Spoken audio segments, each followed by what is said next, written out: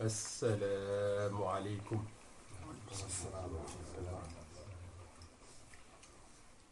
أعوذ بالله من الشيطان الرجيم.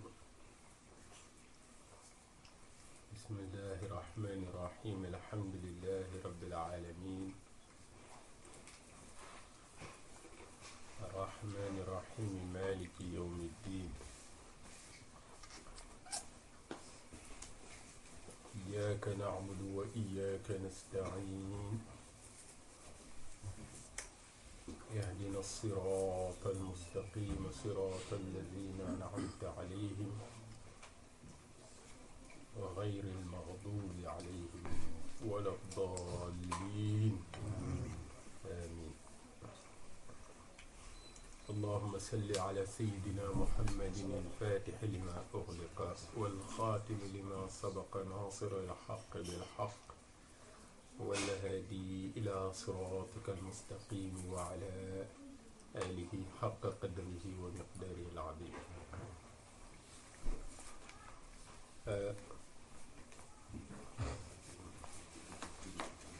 On vient parler des valeurs qui caractérisent cette tariqa.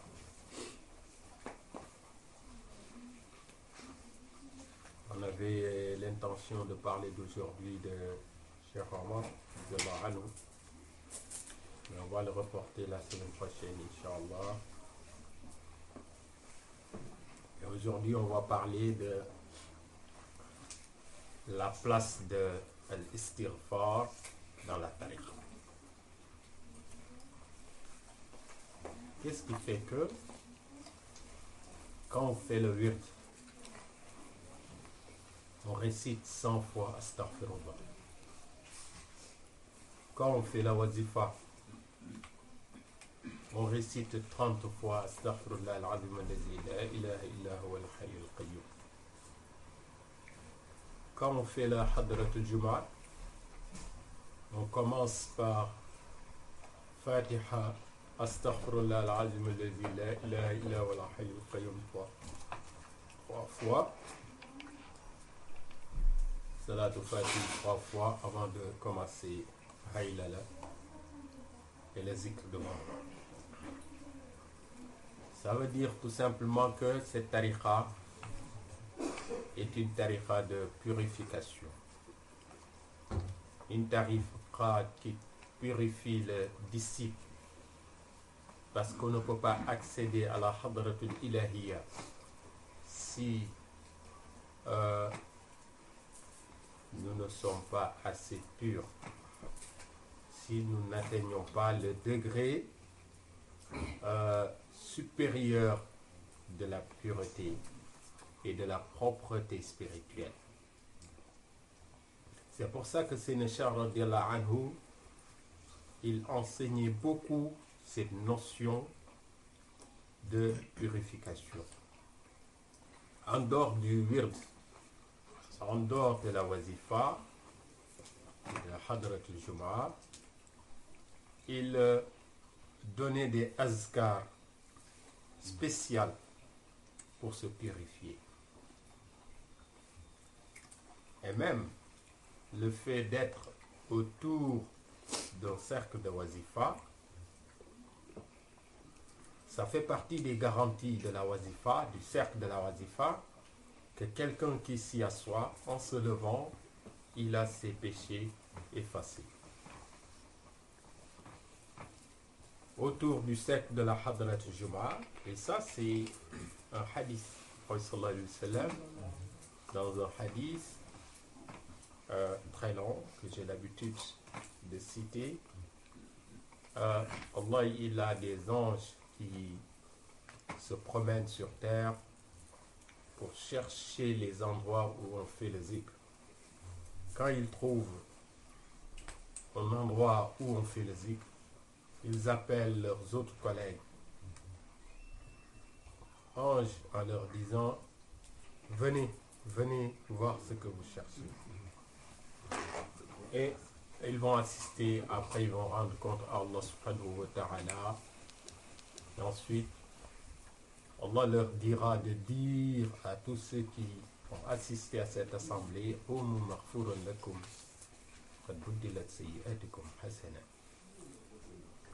donc ça fait partie des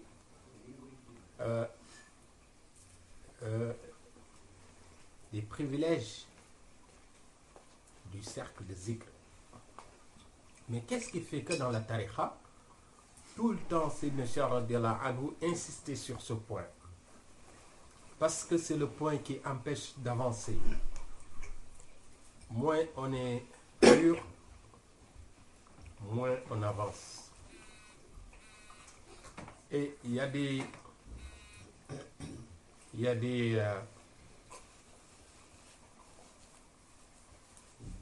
moments de la spiritualité où les disciples ou le disciple peut faire partie de ceux qui sont coptés ou ceux qui reçoivent un certain flux de lumière, ni si à l'instant T où il doit être copté ou à l'instant T où il doit recevoir ce flux de lumière, il n'est pas assez pur ou entre-temps il s'est un peu sali, alors on va le recaler. On va prendre quelqu'un d'autre à sa place. C'est pour ça que Sayyidina Cheikh radiyallahu anhu, il insistait beaucoup sur ce point. Dans la tariqa, à part le zikr, du wird, de la wazifa, de Hadrat Juma, j'en avais parlé il y a quelques mois, quand je parlais de Al-Awrad Ghayrul Lazima, des awrad qui ne sont pas obligatoires dans la tariqa. J'avais cité un certain nombre de awrad, de azkar que Sayyidina Cheikh radiyallahu anhu lui-même faisait et qu'il donnait le izn aussi sur ces azkar pour que ses compagnons le fassent. Allahumma maghfiratuka awsa'u min zunubina. Ou alors tu le fais au singulier. Allahumma maghfiratuka awsa'u min zunubi wa rahmatuka arja 'indi min 'amali. Ça fait partie des azkar de cette tariqa. Mais al-azkar, des azkar qui ne sont pas obligatoires. Et Sayyidina Cheikh radiyallahu anhu le faisait 3 fois le matin et 3 fois le soir. Allahumma maghfiratuka awsa'u min zunubi wa rahmatuka arja 'indi min 'amali. Sayyidina Cheikh lui-même, il le faisait 3 fois le matin, 3 fois le soir aussi. Et il disait que celui qui le fait 3 fois le matin et 3 fois le soir, Allah lui enlève tous ses péchés. Parce qu'il dit que il y avait un compagnon qui était venu à l'époque du prophète sallallahu alayhi wa sallam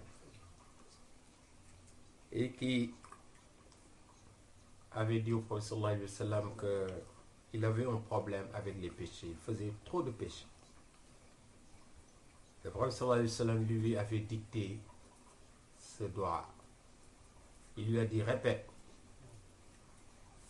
Et il répétait après le prophète, Allahumma maghfiratuka awsa'u min zunubi wa rahmatuka arja 'indi min 'amal.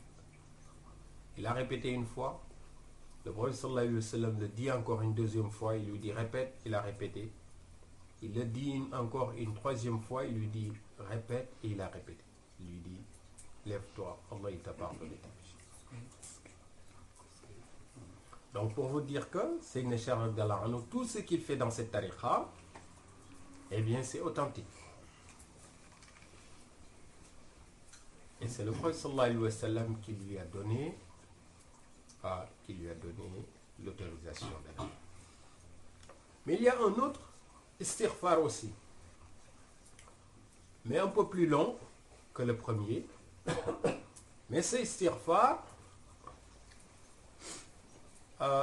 Sidna Khudr, certains disent Khidr, alayhi salam, il utilisait ce istighfar.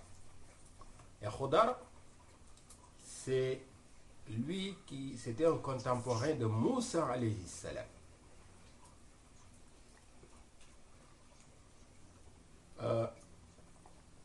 Moussa alayhi salam, il était prophète. Mais Sayyidina Cheikh radiyallahu anhu nous a appris que Sayyidina Khudar n'était pas un prophète alayhi salam. C'était un waliullah. Mais il avait une science que n'avait pas Moussa alayhi salam. Lui le prophète, lui qui fait partie de Ulul Azm. Pour vous dire qu'en matière de science, il ne faut pas être impressionné par la science. Quelqu'un peut connaître ce que tu ne sais pas, alors que tu es plus proche d'Allah que lui. Quelqu'un peut connaître beaucoup de choses que toi-même tu ne connais pas, alors que si on mesure ton niveau à lui, tu le dépasses de très loin. Mais quand même, il connaît des choses que tu ne connais pas. C'est Allah qui fait ce qu'il veut. Moussa alayhi salam, c'est un prophète. Il fait partie des 5 prophètes les plus proches d'Allah subhanahu wa ta'ala. Et voilà. Allah subhanahu wa ta'ala lui dit, va voir, j'ai un serviteur qui est à tel endroit, va le voir. Eh bien, il va t'apprendre des choses. Il est venu, il lui a demandé. Puisque Sayyidina Khudar, il avait l'ilm al-laduni, une science qui vient directement d'Allah subhanahu wa ta'ala. Une science qu'on n'apprenait pas dans les livres, une science qu'un professeur ne s'était jamais assis à ses côtés devant lui pour la lui apprendre. Al-ilm al-laduni. Mais lui, Khudar, alayhi salam, il avait un istighfar, il avait une certaine façon, une formule qu'il utilisait pour demander pardon à Allah subhanahu wa ta'ala. Et cette formule-là, c'est Cheikh radiyallahu anhu lui aussi l'utilisait. Et il demandait à ses disciples, ses compagnons, de l'utiliser. Alors qu'est-ce qu'il disait Khudar alayhi salam? Allahumma inni astaghfiruka min kulli zanbin tubtu ilayka minhu thumma udtu fi. Ya Allah, je te demande pardon concernant tout péché que j'ai commis et que je t'ai demandé pardon et que tu m'as demandé et que tu m'as pardonné, et malgré tout ça je suis retourné encore refaire ce péché-là. Je te demande pardon pour ça. واستغفرك من كل ما وعدتك به من نفسي ثم لم أوفي لك به. Et je te demande pardon aussi sur tout ce que je t'ai promis, sur ma personne, sur ma vie, et que finalement j'ai pas accompli, j'ai pas respecté ma promesse. Parce qu'il y en a qui parfois ils disent que si Dieu me donne telle chose, je ferai telle, j'aimerais bien avoir telle chose comme ça, j'aiderai les gens, comme ça je serai généreux, comme ça, etc., etc. Mais dès qu'il a tout ce qu'il voulait, eh bien c'est comme si c'était le jour et la nuit.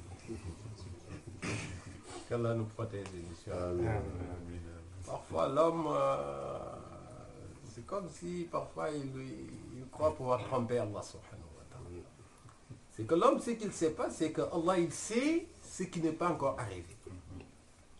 Nous hommes, on sait ce qui est présent et parfois même on oublie ce qui est passé. Mais Allah subhanahu wa ta'ala, lui, il sait le présent. Il n'oublie pas le passé et il sait l'avenir. Mais parfois nous, on fait des promesses, mais finalement, on ne respecte rien.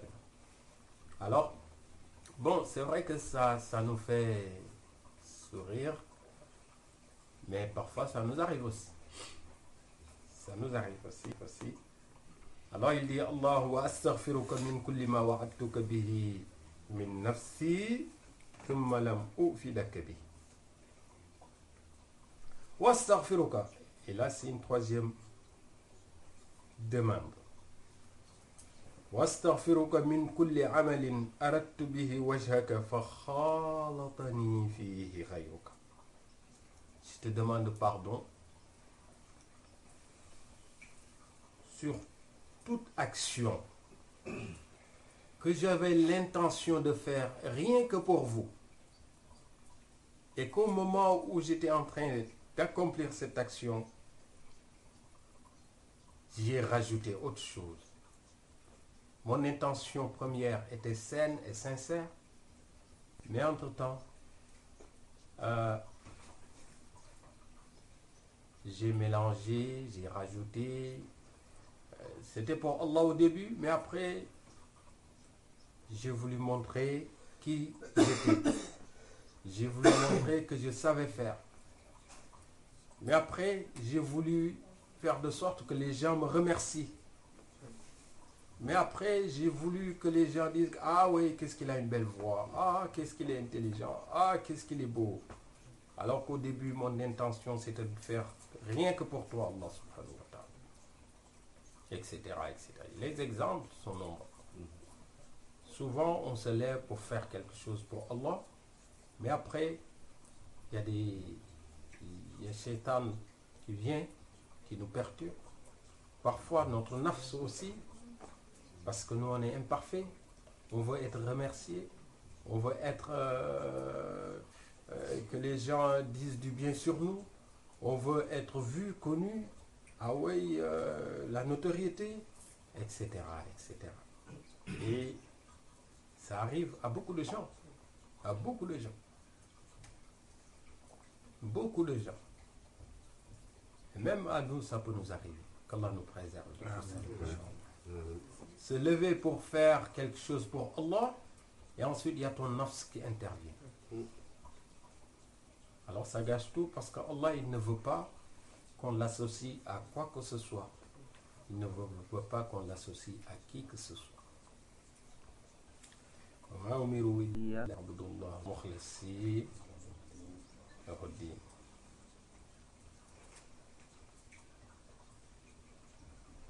Alors, il dit donc, je te demande pardon sur ça. Wastaghfiruka wa ma umiru illa an ya'budullah. Si tu saisis pas ce passage, tu ne pourras pas comprendre le fait d'adorer Allah et de l'associer à autre chose. واستغفرك من كل نعمة أنعمت بها علي فاستعنت بها على معصيتك. Ah, ça aussi, ça nous arrive à nous tous. Ça peut nous arriver. Je te demande pardon pour toute faveur que tu m'as accordée et que j'ai profité de cette faveur pour te désobéir, pour faire du haram. Tu demandes à Allah, que Allah il te donne, tu demandes à Allah, donne-moi, donne-moi. Allah il te donne, il prive beaucoup de personnes, il te donne à toi, et tu profites de ce que Allah il t'a donné pour faire du haram. Désobéir à Allah sur des bienfaits que lui il t'a accordés. Alors c'est Nakhoda, il demande pardon sur ça aussi. Mais nous aussi, on demande pardon, mais on réfléchit encore sur ça aussi. Il y a des gens qui font certains péchés parce qu'ils ont atteint un certain niveau. S'ils n'avaient pas atteint ce niveau-là, peut-être qu'ils feraient d'autres péchés, mais pas ce genre de péchés. واستغفرك يا عالم الغيب والشهادة من كل ذنب أذنبته في ضياء النهار أو سواد الليل. Et je te demande pardon, toi qui connais le ghaib, l'inconnu, et qui connais le shahada, tout ce qui est connu. Je te demande pardon sur tout péché que j'ai fait dans la clarté du jour ou pendant l'obscurité de la nuit. Fi mala'in, que ce soit un péché que j'ai commis en public, ou khala'in, ou quand j'étais seul, ou sirran, un péché secret, ou alaniyatan, ou un péché, eh bien, que tout le monde connaît. Ya Halim, ô toi qui représente la douceur. Donc, ça c'est un des azkars que Sayyidina Cheikh radiyallahu anhu récitait aussi et demandait à ses disciples de réciter. Allahumma, je récite l'istighfar sans le traduire. Allahumma inni astaghfiruka min kulli zanbin tubtu ilayka minhu thumma udtu fihi wa astaghfiruka min kulli ma wa'adtuka bihi min nafsi thumma lam ufi laka bihi wa astaghfiruka min kulli amalin aradtu bihi wajhaka fa khalatani fihi ghayruka واستغفرك من كل نعمة أنعمت بها علي فاستعنت بها على معصيتك واستغفرك يا علم الغيب والشهادة من كل ذنب أذنبته في ضياء النهار أو سواد الليل في ملأ أو خلأ أو سرا أو علانية يا حليم. Donc ça c'est aussi un zikr que Sayyidina Cheikh radiyallahu anhu il faisait le matin et le soir. Chacun selon ses capacités. Alors je finis avec un troisième zikr que Sayyidina Cheikh radiyallahu anhu faisait et qui dit que ce zikr, ça efface les péchés. Donc toujours pour revenir sur ce point, comment il insistait pour que le disciple soit pur et propre devant Allah subhanahu wa ta'ala.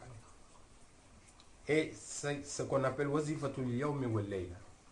C'est une forme de wazifa. Il y a la wazifa classique que l'on fait tous les jours, mais il y a d'autres azkars qu'on peut faire, réciter. Et parmi ces autres azkars, il y en a qui s'appellent wazifa. Celle-ci s'appelle wazifatul yawmi wal layla. La wazifa du jour et du soir. Tu le récites 3 fois le soir, 3 fois le matin, 3 fois le soir. Il dit que celui qui le fait, Allah il te pardonne aussi tous tes péchés. ومن ذكره ثلاثا في الصباح وثلاثا في المساء لم يكتب عليه ذنب. On t'écrit même pas de péché. On n'écrit pas tes péchés. Mais tout ça aussi pour vous inciter à mieux éviter les péchés et à demander pardon sur ce que l'on commet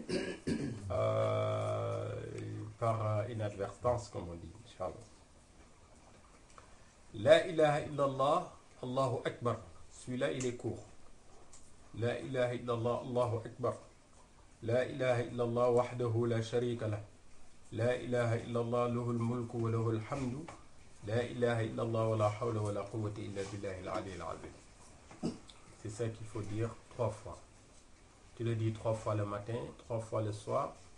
C'est Nesharat de la il dit qu'on ne t'écrit pas de péché. Parce que c'est azkar, plus tu le dis, plus ton cœur est purifié. Tu fuis le péché comme tu fuis le feu. C'est-à-dire tout ce qui se rapproche au péché, eh bien tu le fuis. C'est ton ruh qui commence à détester, qui prend le dessus sur ton nafs. Parce que le nafs, il est attiré par Shaitan. Le nafs, il est attiré par les pièges de ce bas monde. Mais si le ruh prend le dessus sur le nafs, alors tout ce qui est terrestre, tout ce qui est en rapport avec Shaitan, tout ce qui est en rapport avec les plaisirs de ce bas monde, eh bien, tu le fuis comme tu fuis le feu. Alors c'est ça qu'il dit, La ilaha illallah, Allahu Akbar, La ilaha illallah wahdahu la sharika lah, La ilaha illallah, lahul mulku wa lahul hamd, La ilaha illallah wa la hawla wa la quwwata illa billahi al-ali al-azim. Donc c'est ça qu'on appelle dans la tariqa wazifatul yawmi wal layla. C'est une forme de wazifa aussi, mais elle est plus courte celle-là, et que c'est